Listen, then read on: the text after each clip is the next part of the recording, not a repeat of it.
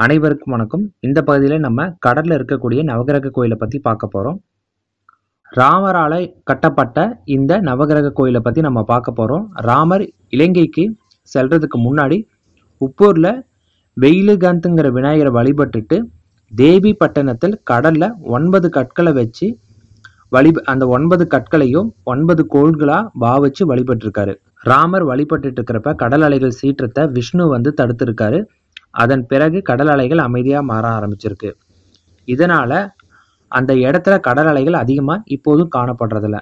அந்த இடத்துல ராமர் சனிதோஷத்திலிருந்து விடுபட்டார் அப்படின்னு வரலாறும் சொல்லுது.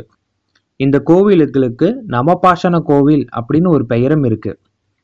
இந்த கோவில்ல நவதானியங்களை கொண்டு மக்கள் பூஜை செஞ்சிட்டு இருக்காங்க. ஆடி அமாவாசை தினத்தன்னைக்கு இங்கு லட்சக்கணக்கான பக்தர்கள் பிரார்த்தனை நடந்துட்டு இருக்கு. ராமருக்கு சனிதோஷம் நீங்கியதால இங்கு வழிபட்டால் நவகிரக தோஷத்திலிருந்து விடுபடலாம் அப்படின்னு இந்த கோவிலோட மூதாதையர்கள் வழிபட இந்த கோவில் ஒரு மிக சிறந்த ஒரு காரணமாக கருதப்படுது. இந்த கோவிலுக்கு நம்ம வந்தோம்னா இது பக்கத்துல என்னென்ன கோவில்கள் இருக்குன்னா, திருப்புல்லானி சேதுக்கரை அனுமான் திருக்கோயில் ராமேஸ்வரத்திலிருந்து கிட்டத்தட்ட 66 கிலோமீட்டர் தொலைவில் உள்ளது.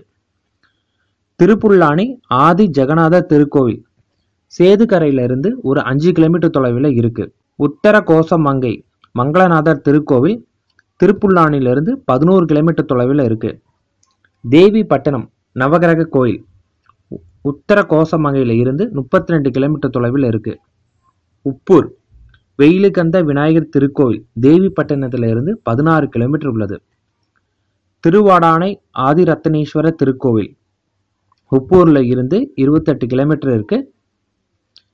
இந்த கோவில தான் தேவார பாடல் பெற்ற தலமாகவும் விளங்குது. முடிஞ்சா இங்க உள்ள கோயில்களுக்கும் அனைவரும் போயிட்டு வாங்க. மிக்க நன்றி.